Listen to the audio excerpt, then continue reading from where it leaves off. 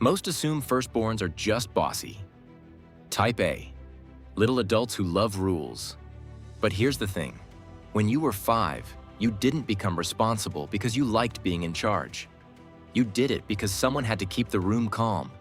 You watched your parents get stressed, so you got quieter. You stopped asking. You started fixing. Psychologists call this parentification. You become the third adult before you can tie your shoes. And later, people call it leadership. But it can come with a baseline hum of anxiety you can't turn off. Have you ever noticed your bossy only shows up when things get sloppy? Like someone leaves dishes out, plans change last minute, voices get sharp, and you can feel the whole room start to tilt. Now imagine you're 5. Your feet don't reach the floor in the chair. The air feels tight anyway. Your parents are tense, talking through their teeth, doing that thing where they're fine but not fine. Nobody turns to you and says, "Hey, can you manage us?" But you start doing it, quietly. You pick up on the rules fast. Don't add stress. Don't be extra. Be easy. So you get good at school, because it's one place where the rules are clear. You bring home grades that don't start fights. You keep your backpack neat. You remember the form. You do the thing that gets a nod instead of a sigh. And you start watching moods the way other kids watch cartoons. You hear the front door. You clock the footsteps. You can tell who's in a good mood by how hard they set down the keys. Think about what that actually means. You're 5 and you're already doing risk checks like a tiny security guard. Then the rewards roll in. Teachers love you because you don't cause problems. Family leans on you because you're mature. You get praised for being helpful, for being smart, for being the one who gets it. So your brain locks in a simple rule. Calm equals safety. And if calm equals safety, then your job is to make calm. Psychologists call this parentification. It's when a kid takes on adult roles before they're built for it. Sometimes it's the obvious stuff, like watching your little brother, making snacks, folding laundry, keeping the house running. That's instrumental parentification.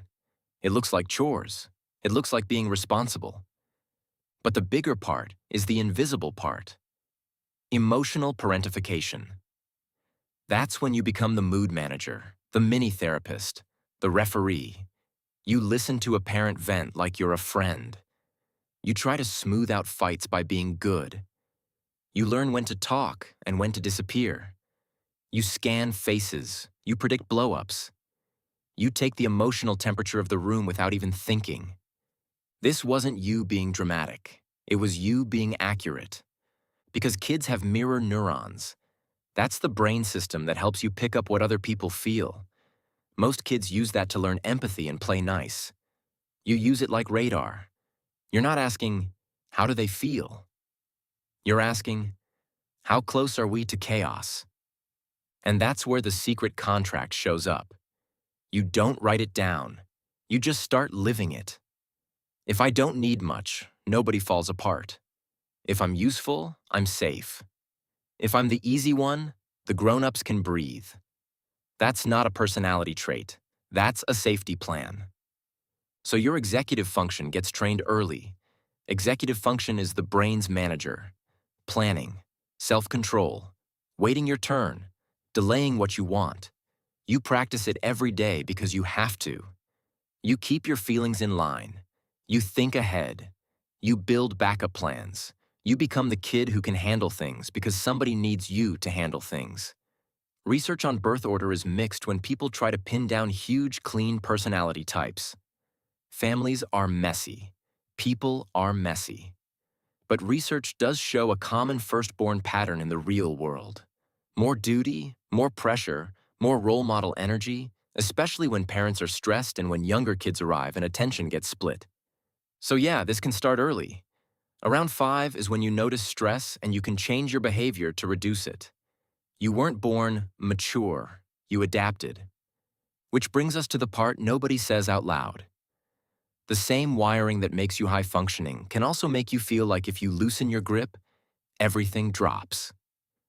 There is something different about how you handle risk. You don't just plan, you overplan. You assume the loose screw is real, and you assume you're the only one who will spot it before the whole thing wobbles. So people pick up on that fast. You're the reliable one, the one who texts the details, the one who brings the extra charger, the snack, the backup plan. And it works. Your life looks calm on the outside because you keep it that way. But here's the thing. Inside, it's loud. Not in a dramatic way. More like a constant checklist running in the back of your head, even when you're trying to watch a show or eat dinner. If someone's quiet, you start doing math. Did I say something? Are they mad? Do I need to fix it? You don't even mean to.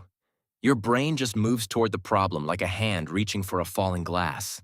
And when plans change, your body reacts first. Your chest gets tight. Your jaw sets. You get that quick hit of heat, like your system just flipped from normal to manage. You start sorting options. Who should I call? What's the new route? What's the worst case?